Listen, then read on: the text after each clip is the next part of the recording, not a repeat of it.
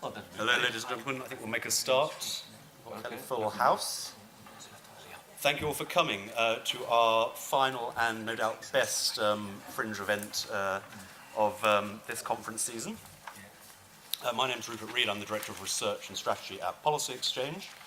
And we're here to debate one of the most pressing social issues, certainly in London and in England, and indeed across the rest of the UK.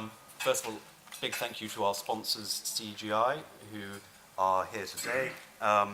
They are a technology company who are seeking to use innovations in technology and data, which have done wonders for the likes of Facebook and Google, and try and address those new practices to some of the knottiest social problems where the glamour isn't necessarily, but actually that's where people's lives hang in the balance. Over 100 people have died this year, well over 100 people now, in London, most of them young, as a result of knife crime. Unemployment is low, wages are fairly steady, if not rising, and so the social conditions could be considered to be fairly benign. There are, however, issues around housing, education, youth services. And so we're keen to explore why this is happening now. Previous years have seen reductions in crime. We know how to solve it. The Mayor has recently announced a new scheme based on a successful model in Glasgow, the Violence Reduction Unit. And so we want to explore how that can be made to work. And we at Policy Exchange have got a long history of criminal justice research. We're involved in police and crime commissioners, and we're keen to explore how new policy innovations can really make a difference in this area. I'm joined by an expert panel. To my left here is Unmesh Desai, who is London Assembly member for City and East since 2016, long-standing local council member and cabinet member, well, you were cabinet minister for tackling crime and antisocial behaviour. To my right is Kate Proctor, political correspondent at the Evening Standard. Knife crime is now a hot political issue in the country at large, and particularly in London. So I think you've probably got particular insight there. And to my left but one is Sir Robin Wales, former Mayor of Newham, one of London's boroughs. For over 20 years, a champion of East London. He was involved in projects ranging from the Olympics through to reductions in poverty in his area. So, without any further ado, I'm going to ask the panel to speak for about 3 to 5 minutes about what they think the challenges are, why we are in the state we are in, and then we'll move on to a discussion about some of the solutions and open up to your questions and contributions. Shut the door. I think we're going to leave it open because we're all baking, and as everybody can see, I'm sweating. There's more people coming. Exactly, and the floods of people that are going to come in. So I'm going to crack off with Unmesh. Oh, okay. Right. I think I've only been given 3 to 5 minutes, so I'll try to be as brief as possible. I've got some 5 points here, so hopefully a minute a point. Yes, there is an emergency, and it's not just knife crime. Let's not take the focus away. It's gun crime and acid attacks as well. Firstly, let me put get the financial figures out of the way, because everything is going to be seen in the context of resources. It's all very well asking for more resources, but the reality is they are not forthcoming. Since 2010, the Metropolitan Police, and I'm Deputy Chair of the GL's Police and Crime Committee, so I'll focus more on London, but this is a national issue, has had 700 million pounds of cuts. Between now and 2021, there'll be another 325 million pounds. So that's over £1 billion of cuts just for the Met alone. Then there's stuff like the National and International Capital City Grant, where London is not properly reimbursed for the extra sort of work that the Metro Police have to do on diplomatic protection, terrorist operations with a national perspective, and so on. So it is a drastic situation. The Met are just holding on to about 30,000 police officers. I saw the Deputy Mayor last week. It's actually 29,760. To police London, the Commission needs 32,000 frontline officers alone. So the answer to more resources, we're not going to get it, certainly not in the foreseeable future. So we've got to work with what we have. Secondly, I'm a great believer in enforcement. There's no getting away from it. And also, we need to have the political will and the political drive. I was a member of Sir Robin's cabinet. I was a cabinet member for crime and anti-social behavior for some 6 years. And the political is important. And let me say something which might seem drifting away from the topic, but it's not. If you let people get away with the small things, then they go into bigger things. So in Neom, under Robin's leadership, and Robin actually chaired the committee, the working group himself, we started off with traders who didn't have waste agreements with the council. Our streets were messy, littered all over the place, waste in front gardens. So it was creating the right condition, the right environment that you can't just get away with it.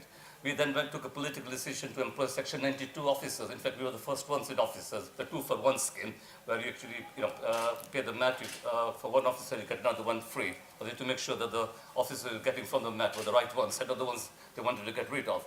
So the political will and the political drive cannot be underestimated.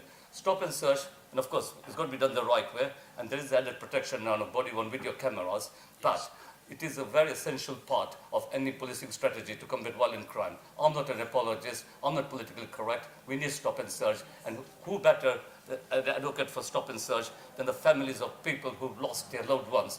Last week, the Police and Crime Committee, we had the family of Jimmy Mizzen, and Mrs. Mizzen was very forthcoming in this aspect, that she's a firm believer of stop and search done properly and so on. Sadiq's invested a record £138 million in the Met over the last year, set up a violent crime task force. I went patrolling with one of this on an operation in South London. There are 250 officers in this unit, and the whole idea of the task force is to disrupt criminals before they carry out any criminal activity. The force has already met with lots of successes. I've got some figures here. 895 arrests made since April, 1,400 weapon sweeps, 120 knives removed from the streets, and another 200 offensive weapons. So I would argue that it is successful, and having been on one, where we actually stopped a southern gang, and you can make the signs out, tinted glasses and so on, no visible sign of income, driving a flash car.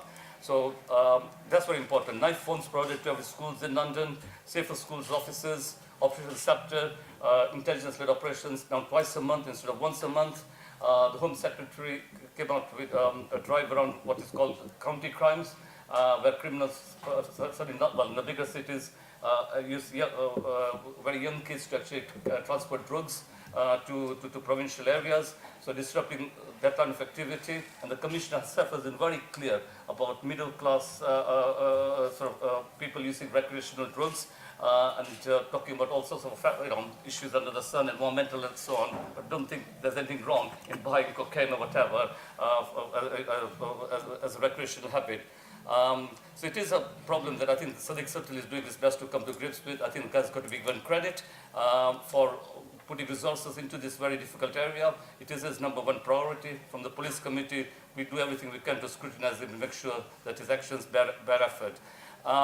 The violent crime reduction unit, I'll touch on that in a bit because I want to talk about public health.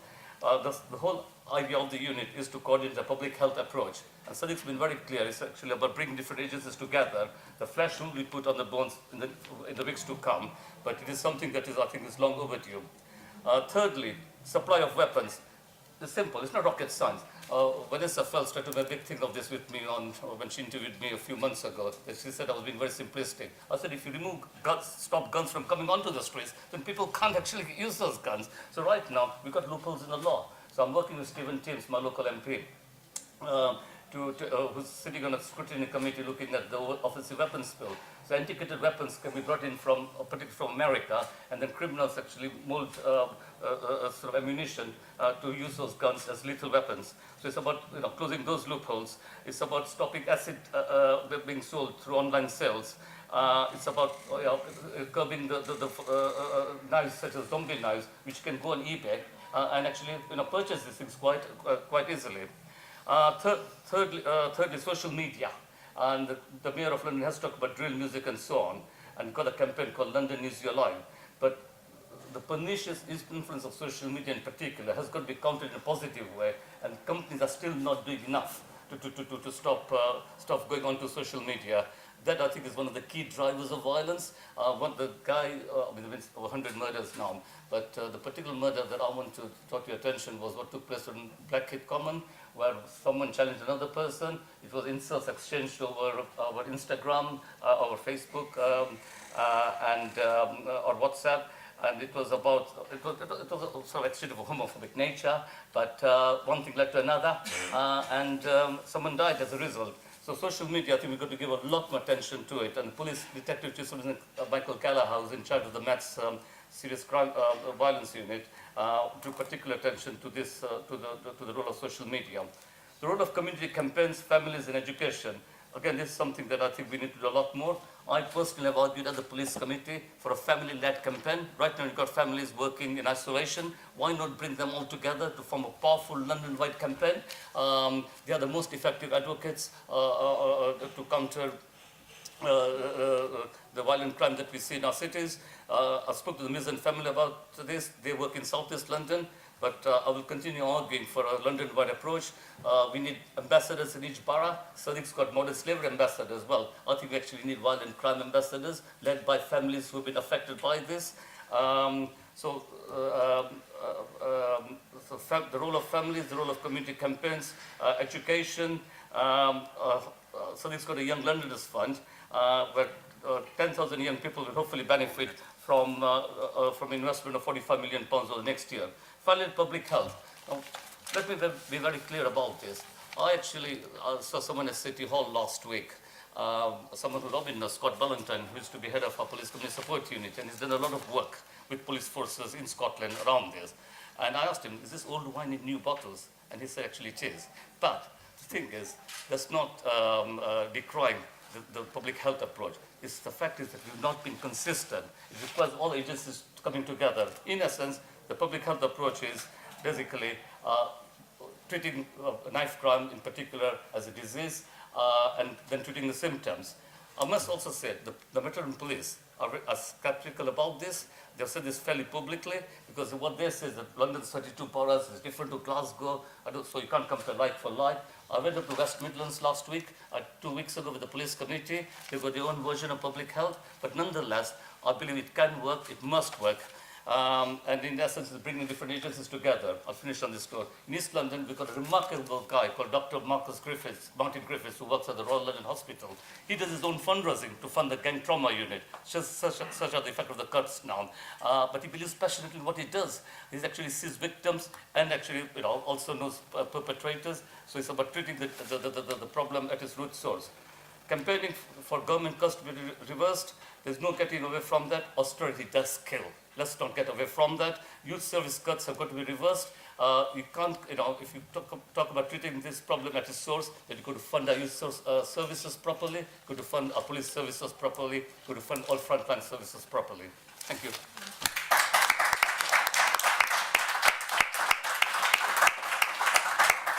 Thanks very much. Over to Kate. Hi, my name's Kate Proctor and I work for the Evening Standard. And I've only lived in London for 3 years. Before that, I worked in Newcastle as a reporter, and before that, I worked in the Lake District.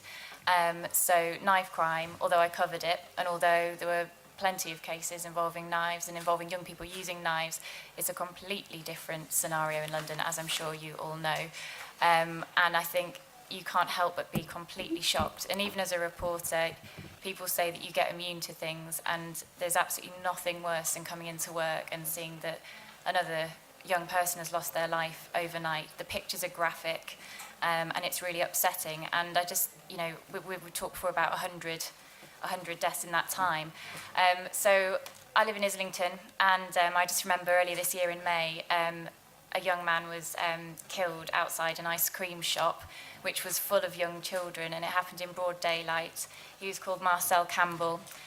He was walking along Upper Street in one of the most middle-class areas in London, and someone stopped in a van, got out, and stabbed him.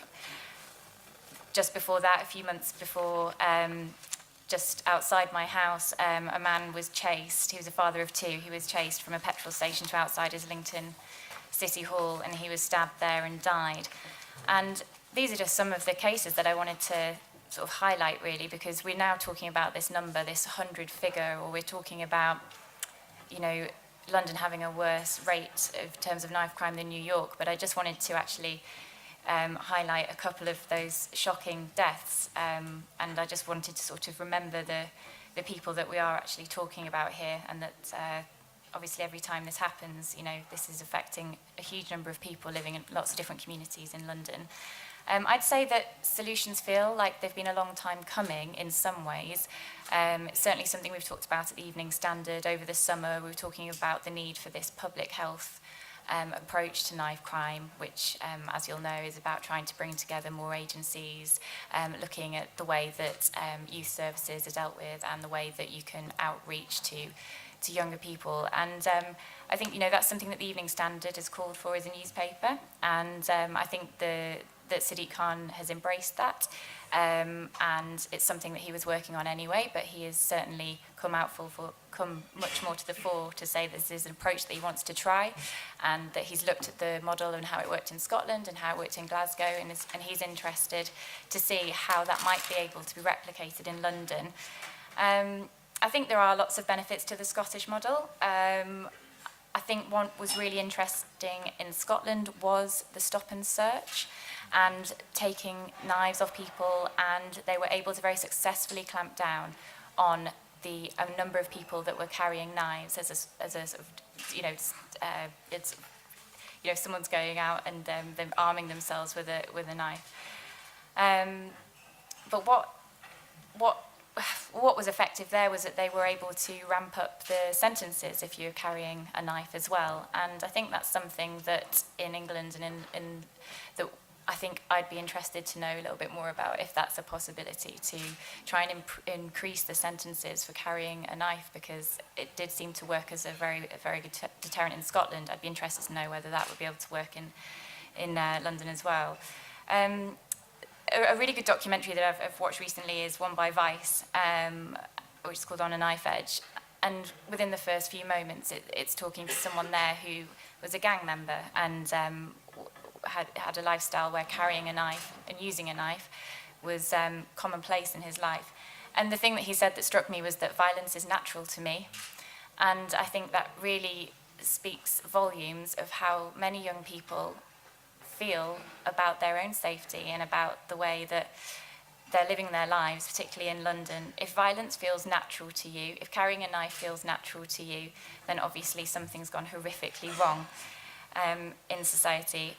And just one final thought from me, just in my opening comments, is the middle class use of cocaine and the middle class use of recreational drugs. It absolutely horrifies me that you can, you know, spend all week being concerned about recycling and using the right kind of ethical cotton and investing a lot of time in living a very ethically pure lifestyle, and then you go out on the weekend ordering loads of coke, have a party, or go to a festival, and you are complicit in this. You are part of this cycle, and I think I'd be really interested to know whether the government wants to try and push forward some kind of campaign.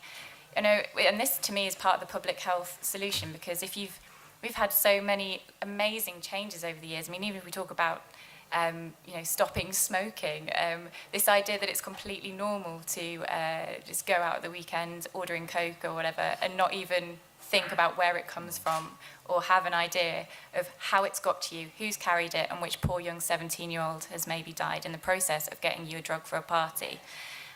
So if there was some kind of bigger push on that, if the government did it, if Sadiq Khan did it, an awareness campaign on recreational drug use, I think that would be welcome, at least to me. And sniffer dogs are canary. Yeah.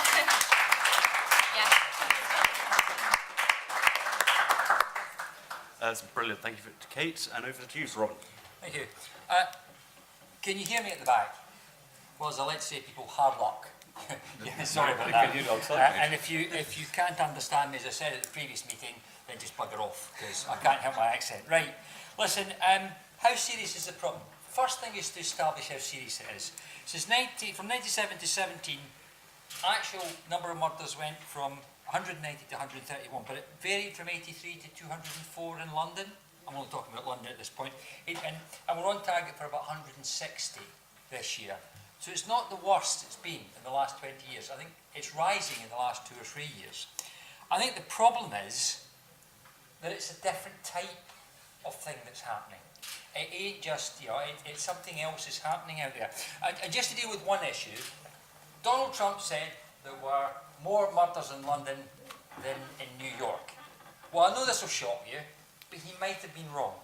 Now, surprisingly, apparently there was 1 month where New York did better, and it was February. And it kind of snows in New York in February, quite a lot really. So we have the answer. Tons of snow apparently solves the problem of gun crime. The other thing to remind you is that New York does have gun control. So even though it's worse than London, about twice as bad as London, or 3 times as bad as London, depending when you measure it, it does have gun control. So don't believe Donald Trump. That's the message I want to leave you with today. I always say you should speak to the audience and get them on your side. I feel that's a message that's reaching out to you. So I think the problem is, however, that we're seeing stuff on the street is the rise in gangs, and real professional gangs. For many years we talked to gangs, they were associations of kids. These gangs are doing kid lines, they're doing drugs, they're becoming much more professional. And as Trevor Phillips said the other day, lots of the kids being killed are black.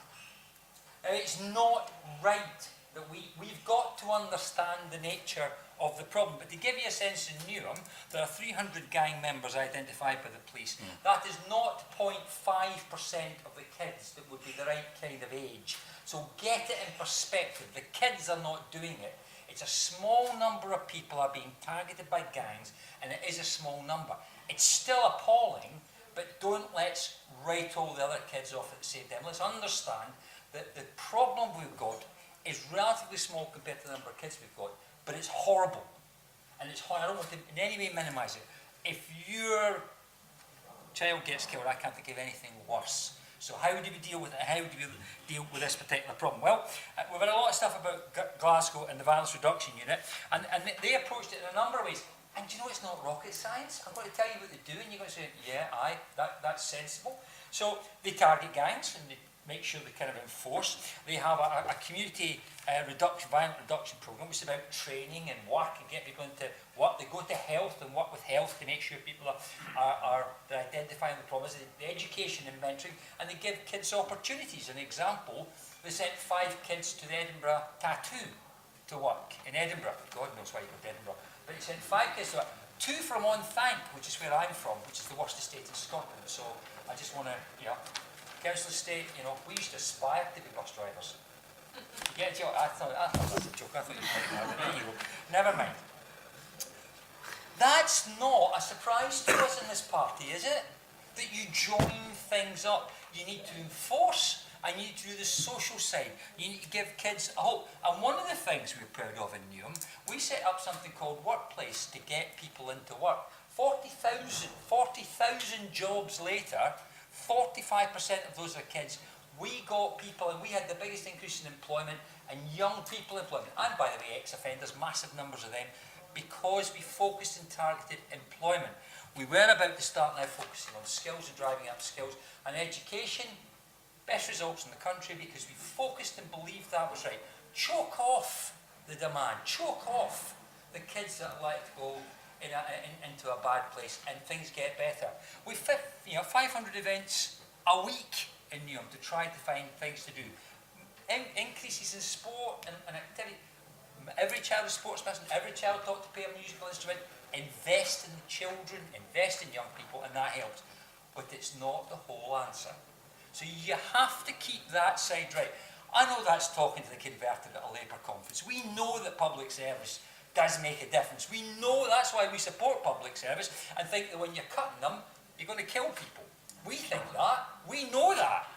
Shame the bloody Tories don't. But hey, we can try and educate them. Education's a powerful tool. So what else do we need to do here? The violence reduction, to get it in perspective in Glasgow, it's still higher in Glasgow per 100,000 people than down here. And do you want to hear we went up to Glasgow to have a look, tell you a wee story? Got time for a wee story? Yep. Sure. We go to Glasgow to look at some CCTV that whenever there's an altercation on the ground, it switches on. Well, that's fantastic, isn't it? You don't have to be watching screen. Suddenly it switches on. And we think, this is going to be really interesting. We'll see, because if there's a problem, it switches on. They couldn't show us it. They said, we can't show you, it's raining. It doesn't work in the rain. In Glasgow. we were not impressed, and we didn't pursue it any further. That's also the time that we saw somebody knocking to get into a club, and we looked around. He wasn't battering with his hand; he was battering with his head. But that's Glasgow. That's where I'm from, and it's an interesting place. But they've started something that seems to be very effective. They've seen a big reduction in crime, big reduction in violence. But linked to that was also getting the police to do their job. And I do not accept the argument about resources. Yeah, resources are a problem. Yeah, I get that. This is important. This is kids dying. You put resource into this and we worry about something else. But I will explain what the implications of that are in a second.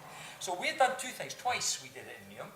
We had a Borough Commander, Simon Letchford, whose exact quotes were, we did joint enforcement activity and work to tackle street robbery and youth violence. We did it together with the council and they logged the biggest reduction in crime, in street violence, youth violence in London. But before that, we worked with another Borough Commander who did 1/8 of all the stop and searches in London. 1/8, this before cameras, a guy called Nick Bracken. 1/8 of all the stop and searches. 2/3 reduction in knife crime, because you disarm them. And when I talk to kids about this, I don't know why we do, and we say everybody gets stopped, everybody, we don't care who you are, what your ethnic background is, you all get stopped. And they said, well actually, I guess disarming people would be a good idea. The kids themselves like it because they can see it makes the place safer. So for me, stop and search is a no-brainer. And now you've got cameras. There's almost no complaints with cameras. So the result about either the police behaving badly or the people, something's working out there, but cameras make a difference. So it is an answer. You can enforce on that, but you need to do it, again, in partnership with local authorities. Sadiq's going to do the VRU, and that's great. But where's education sit? Where does skills sit? Where does training sit? Where does activity sit? It all sits locally. It needs to be joined up, and it needs to be joined up across. But there's a load of Labour councillors there ready, I think, to work with Sadiq, who's trying to do something. Last comment I want to make, however. The net impact of all this is taking away police from the community. Community policing is not the priority for the Metropolitan Police. If you don't believe me, I challenge you to go and try and find them in the community. And if you do not have the community police, you do not have the intelligence that will tell you where the kids are that you have to go and target. You need that community policing, and that's the first thing that gets cut. We were the first, as Unmesh said, we employed 40 police officers. We paid for 40 police officers. Why we're having to pay for 40 police officers, but never mind we paid for them. To our shame, the only borough that beat us, and that was Kensington and Chelsea, which is being beaten by a Tory council, never sits well. But 40 police officers. So the answer I would suggest is that we need to rethink our policing. The Metropolitan Police officers that we get to do things. They're under the Met, they're Metropolitan Police officers, properly trained and all the rest of it, but we task them. Why do councils not have a municipal police force of that sort under their direct control? Because guess what? If I'd had that police force, guess where I'd have had them? I wouldn't have had them uptown doing stuff. I'd have had them in, as we have with the 40 police officers, doing things locally. And interestingly, the police officers we've got in Newham actually made more arrests than the average police officer elsewhere. And the reason we prosecuted half the criminal landlords in this country were prosecuted by Newham because we used our police officers to tackle the disgusting, and that's another issue about the state of the private sector and the state of the private sector. It can be done. You need to give people locally the power to do it. We should be saying we want municipal police force controlled by the Met. I mean, all the normal standards are but tasked by the local authority. You do that, you'll get the intelligence, and we can make an impact on this really bad thing that's happening in our community. We need to take steps like that if we're going to sort it.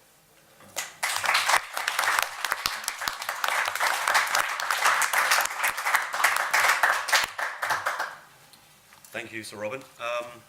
I'm going to exercise Chairman's privilege and ask one quick question myself, and then we'll open up to the floor. Question I have is, we've seen reductions in crime and homelessness and other social issues when both City Hall and Westminster Parliament have both been in the same hands. It occurred when Blair and Brown, Ken Livingstone was there, and then when Boris was there under the coalition. When we've seen rises, it's generally been when the two have been split. First of all, turning to you, Kate, with your sort of political hat on, and then over to you. Do you think there is a link? What are the challenges you've seen, and if so, how could it be overcome? Thanks. I think because of the huge rise that we've seen this year, something has happened and probably needs to be looked at going back to a decade or so. We need to go back to actually the period in time when probably City Hall and Westminster were tallied up in terms of Labour governments. So I think the idea that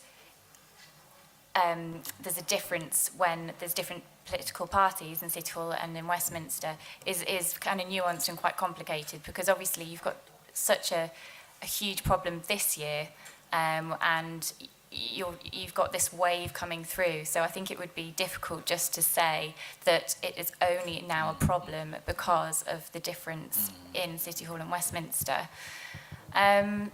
It's true, though, that the big debate and the debate that we have within the newspaper pages a lot is how much money City Hall is getting from national government to try and tackle this.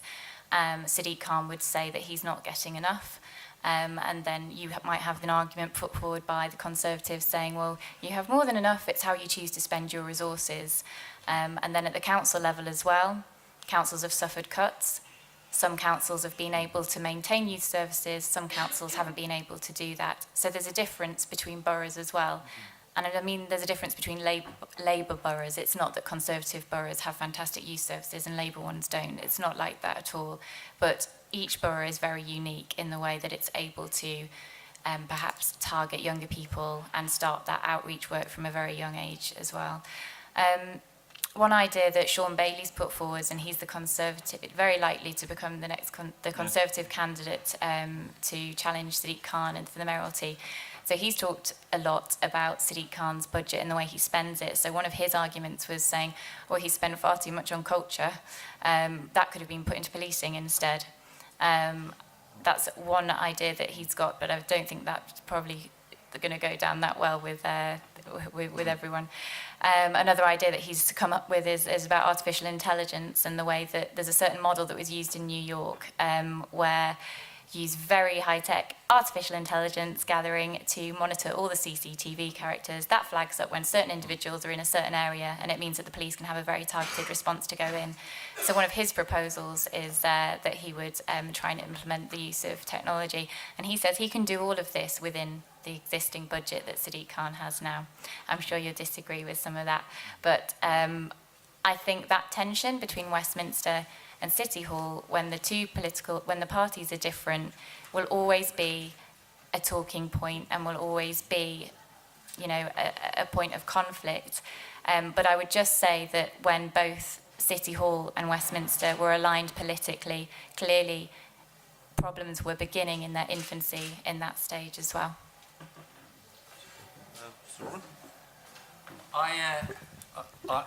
I blame your editor, if I'm being honest here. Look, in Newham, we didn't do any cuts. We held council tax steady for 10 years and we did a whole bunch of programmes because we had a sort of philosophy about the way you run things, about empowering workers, which has made a huge difference. And I hope that's something that can be picked up elsewhere. But the truth is that you can use your resources effectively. If you've got more, it's obviously something that you're then able to do somewhat better. Crime fell massively under the last Labour government. Homelessness, bed and breakfast, was ended for families under the last Labour government. Right? Sorry, that's just a fact. That then went up after what were pretty swingeing cuts. Now, you can argue about austerity, but the austerity really only hit local councils. I don't see the bloody government sorting out the defence procurement and the other things that they should have done and thought about how they actually spend their money in a more sensible way. It was local councils at the sharp end and local councils had to deal. Now, I'm a fan of there's a lot of efficiencies to be made. I really do think. I mean, I'll offer you this. I think the NHS could be much more efficient, much more efficient and use the resources better. We believe in spending in the public sector. We have to spend it as if it's our money. And we have to get the benefit for our people from that. And we had, in the previous meeting we were supporting progressive taxation. Of course we want to increase tax to get more. We believe in that. We should believe in it hard enough to do things. But the fact is that it worked very well The last Labour government had some amazing achievements. Then you get austerity and you see some of the challenges that come. And the first 2 or 3 years is one thing, but the last 2 or 3 years it's really cut harder and harder. It's been more and more difficult for councils to do the right thing. I think, having said that, there have been changes in the way that the gangs are operating that are not down either to the ineptitude of Boris and it's certainly not down to Sadiq Khan after 2 years. Come on. And we need to have an appropriate response to that. So we need to, it's not just about resources, how you then deal with that. As for bringing in artificial intelligence, yeah, we have all been doing that. We've all been doing tons of that work for ages. It isn't there yet in the kind of quality, the kind of way you're going to do it. We should keep looking at new ways of doing things. Of course we should. We do. We all do it all the time. We don't need to be lectured by Conservatives telling us that. What we do need to say is, yes, we'll keep doing it. We did it in Newham. We do it all the time. Of course we do. So, yes, it's something we should look at. That is not going to solve the problem. The problem is not going to be solved because you can spot things in AI and face recognition. First place to test face recognition in the world was Newham. Just not for you that.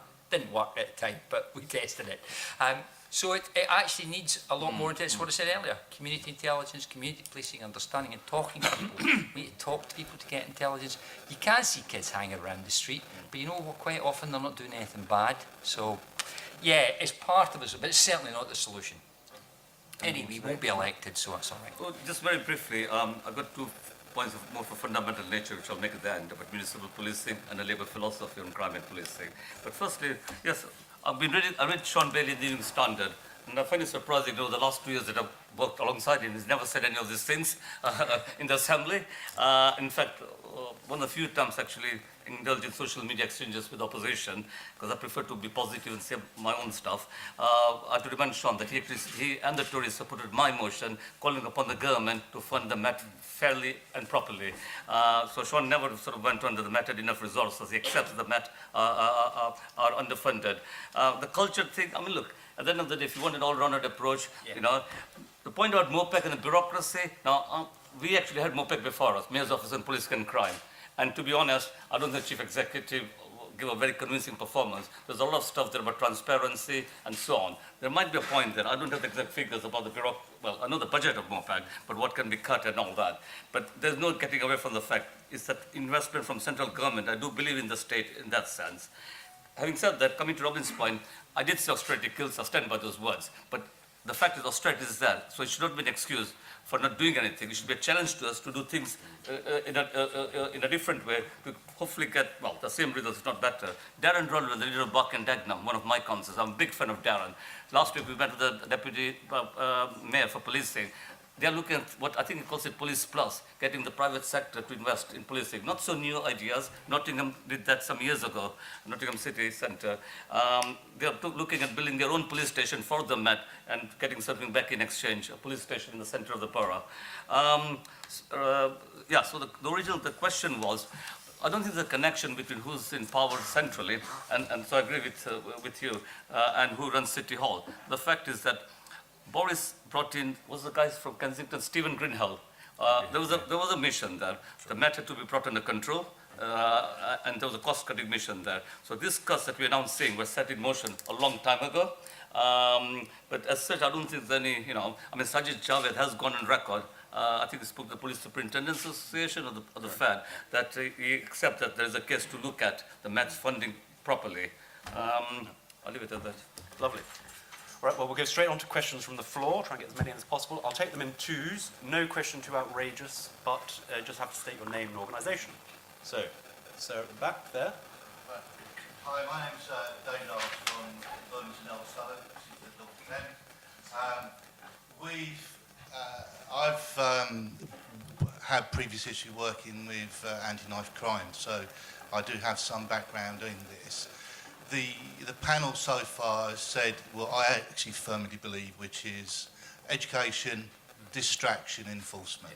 Whilst I was working, one of the things I wanted to make sure that we looked at was the enforcement.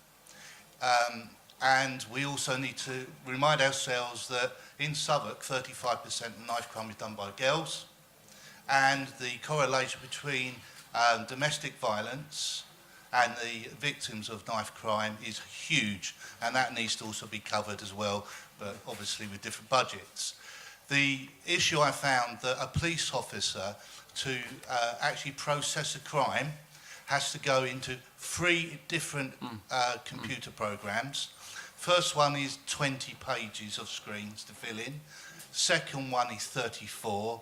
Fourth one is 45. Those then go to the CPS. I feel like you're getting to a question. Right, the CPS, I'm trying to, but you need the background first. The CPS computer then says yes or no. Not a solicitor, not a prosecutor, the computer. That needs to stop. That needs to stop. I know argumentation is brilliant, but that needs to stop. There is a lack of prosecution. That part of our justice system is totally neglected. How can we make the enforcement section improve that? Yes. How can we make the enforcement process work?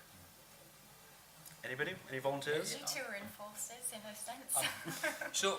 So I think I used to know a guy who was a defence solicitor, and he said to me, he said, Robin, he said, if you're ever called to Stratford Magistrates Court, just keep delaying and delaying and delaying, and the CPS will lose the papers.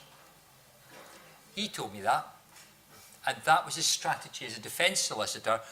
Just keep delaying. The CPS is awful, absolutely inadequate for the job. How can it be when people have so many cases, we don't pay to get the best solicitor? Because if you're a solicitor that can make money, you go into private practice and make the money there. How can that work?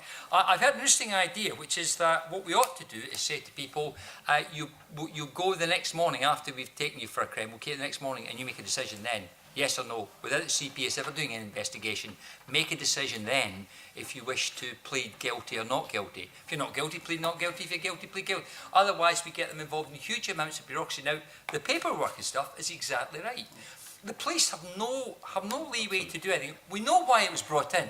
We know that the police had a problem. I've used it, and again, Unmesh was one of the leaders of the new monitoring project that challenged the racism of the Metropolitan Police. But that changed. Lots of that has changed. I think now they're frightened of their own shadow. I don't think they're policing properly. Now, we mustn't lose the good things we've done, which is a much less racist police force, and we should be proud of that. I mean, you look at some of the stuff in America and you think, my God, we don't want any of that stuff here. But at the same time, they need to be more effective. They are tied, they're told what they have to do, they can't come in return. We have community policing. We have a system that's not working. We have a system, I think, that is broken. The amount of stuff they get in terms of actually having to go through all the detail is ludicrous. They're governed by a set of rules and bureaucracy. Now, I could happily take down a road that would talk about the whole issue of large companies and public sector bureaucracies and how we tie up more and more in red tape and less think about what we're trying to achieve. We have a major problem in that because it means we don't get our value for money. So I agree with you. I think there's a major problem. But to change that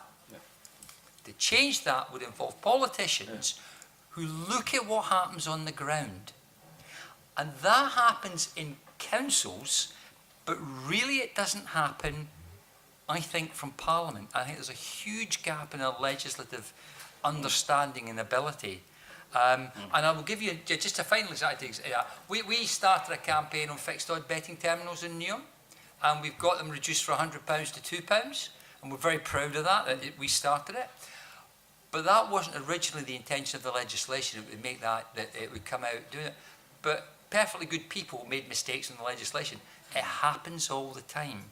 And trying to correct some of that harm is very difficult. So what you're saying sounds easy to do, but in practice, fabulously difficult. That's, I think, the key of how you make resources work better for us. And then we could talk about more resources as well. Right. Firstly, can I thank Bermondsey and also the Labour Party for nominating me for the National Policy Forum. I was runner-up, but I got a very respectable 10,000 votes, 1/3 of the votes cast by the London Labour Party membership. So if you can convey that message back to your CLP. Where do I start? I think we are talking here of very fundamental issues, the criminal justice system. is in a crisis, has been in a crisis, and will be in a crisis for quite some time to come. So talking about the policing side first, I'm very clear with the police commanders I work with. I'll criticize them in private, but in public they need the support. There is, I think, demoralization within the Met. When Christina Dick was appointed, I did say to colleagues that I think the first time I met her, I was very impressed. I met her informally. She had taken post. That I think she's got the capacity and the capability to be one of the all-time great reforming commissioners. The jury is still out, obviously, but I think it was the ex-chief superintendent of Tottenham who said that the police have lost control of the streets. Yeah. And there are these mixed messages coming out, and we've got to be consistent. Right? I mean, personally, if I was, well, what I would say is we are at war with these people. In Newham, I'll tell you what, Nick Pratt, the ex-commander, who shaped a lot of my policing thinking, we had a medals commendation ceremony for our enforcement officers. The police were there as well, 200 of people. The biggest gang in Newham, he said, is us in this room. The Metropolitan Police of Newham, the enforcement officers, we control the streets, and we are the biggest gang. And we're going to tell the other gangs, there's no room for any other gangs here. It's only our gang that controls the streets. That's the sort of message. The areas that I represent, Tower Hamlets, Newham, Buck and Dagenham, and the 7,000 residents of the City of London who have their own crime problems, not economic crime. These are the working class residents of the borough. I'm accountable to them. I listen to them. I act upon their experiences. The CPS, Defense Solicitors used to call the CPS the Crown Prosecution Service, and the police used to call it the CPS the Criminal Protection Service. So you can't win. Files being lost, but there are some fundamental changes. Why can't we go to the French system, where without putting any duress on people being arrested, make sure they're legally represented, you can say, look, this is the weight of evidence against you. It's overwhelming. Now, if you plead guilty now, it's called plea bargaining, but right now it's done in a more formal, I'm looking at a different concept completely. This is a sentence you will get. Don't waste time, don't waste resources. I've lost count of the number of times, and I've stopped practicing law 10 years ago. But the reality is still there. Talking to defense practitioners, I was a district judge who's a member of the Labour Party in my constituency. The other day, she said they had to dismiss a case, although the evidence was quite strong because of some procedural irregularity. The defense solicitor quite rightly argued for. I think some procedures weren't followed. So you can say that this is a sentence you're going to get. People wait at the last minute. Files are lost. Prosecuted witnesses are not coached properly ethically, right? As a defense solicitor, ethically, I could say to my clients that this is the procedure, right? These are the likely questions. This is your evidence. This is the format of the court. ID parades, you see prosecution witnesses just coming in, frightened, scared, confused. We talk about this, nothing has been done. And I suspect when we come back again next year, this problem will still be there. So I think we're looking at some fundamental changes. I'll make a point at the end, but I think the time has come. Speaking to people, is there a time for a Royal Commission on Criminal Justice? Right, Any further questions? One at the back there, and then we'll just close up. Together. Sir.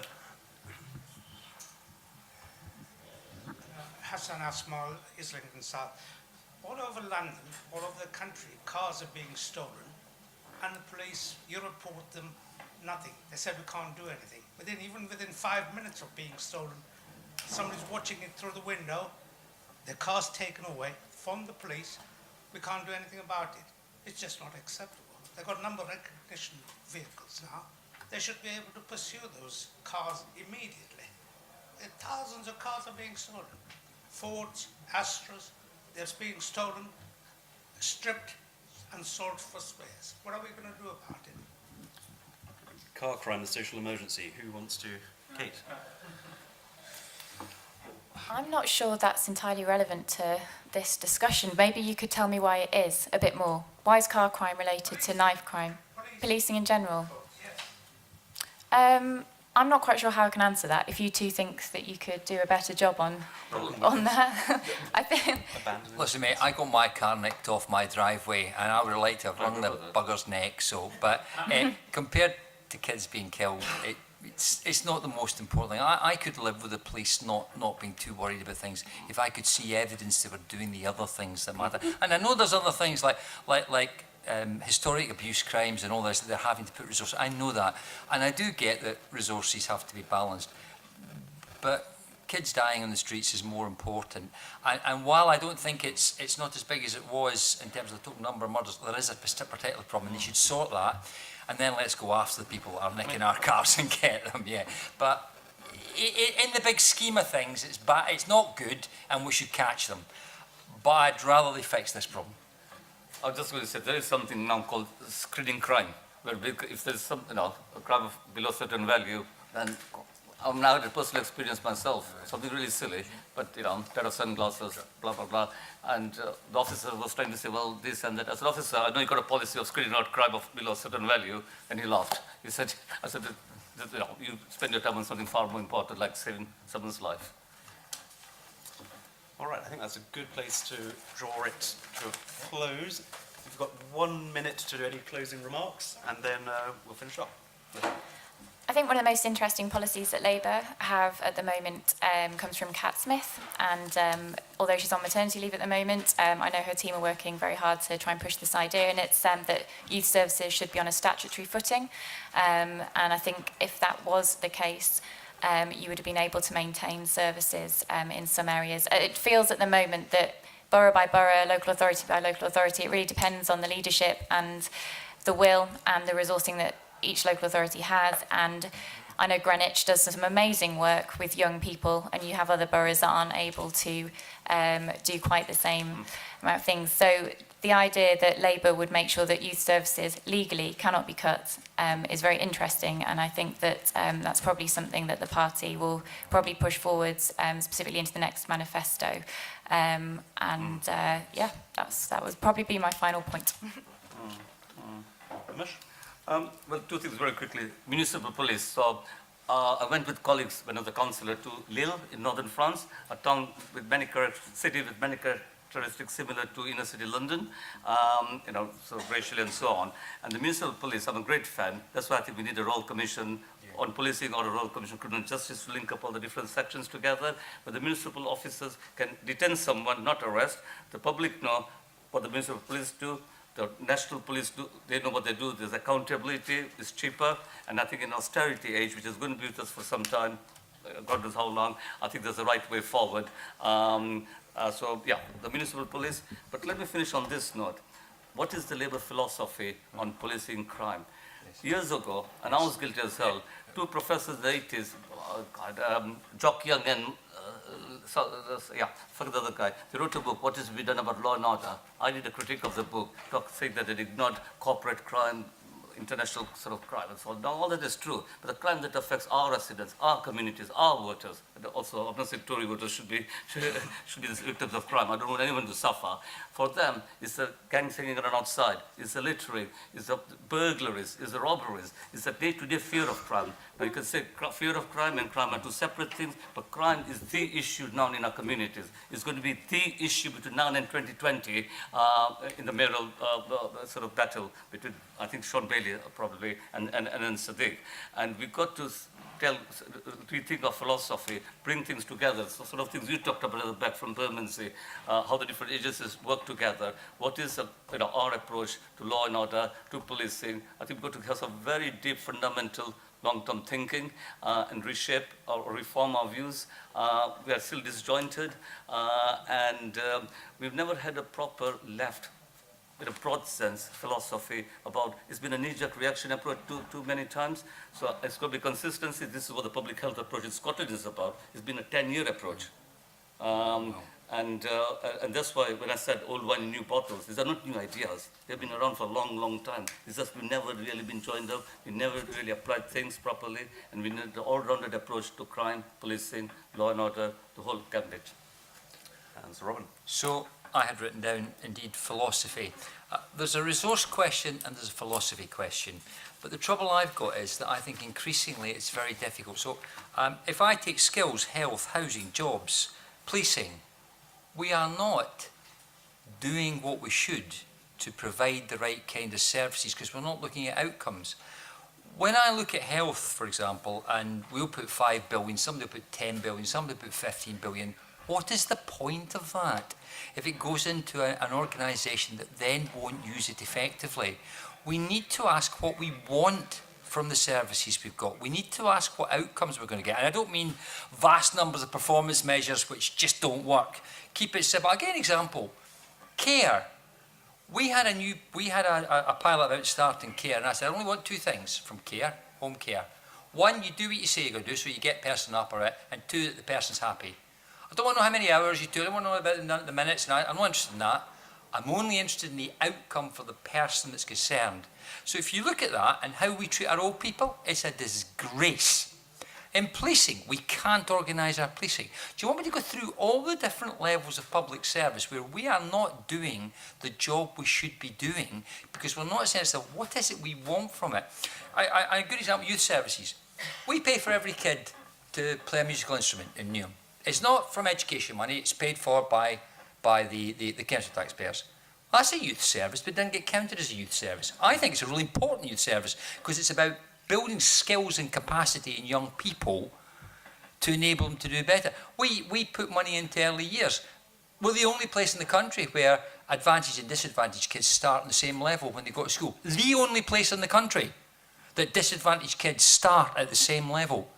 The only place in the country that spent one-to-one tuition on kids at 5 and 6 to get them, if they were falling behind in reading. We spent £750,000 a year to get them catch. Those are all youth services. Those all matter in terms of the outcomes we're trying to get. So when you start talking about what do we want, our whole public sector is in great difficulty, I think, because increasingly we push money in and we don't demand something out. What do we want to do? What do you want from policing? I think you should think about that and think to yourself, what do I want policing to do? What is the philosophy of it? And then how would I structure it sensibly and put money in sensibly to get that outcome? And that's a question we should all ask ourselves. So I'm not even going to give you an answer because it would take me hours and I might not be right. So let's have a think about it. Thank you. Thank you. Well, perhaps we can get together next year and think about the answers to those questions and everything else. I mean, we've heard about middle class drug use today, stop and search, the potential of technology and AI, policing. I made a long list here, targeted employment, adopting French justice. There can be anything. And consistency of messaging, both politically and in terms of policy. I'd like to thank the panel here who've given us a lively exchange. I'd like to thank CGI for allowing us to be here and have this conversation in the first place. And thank you all in particular for coming. And if you can join yourselves in applauding both yourselves and ourselves.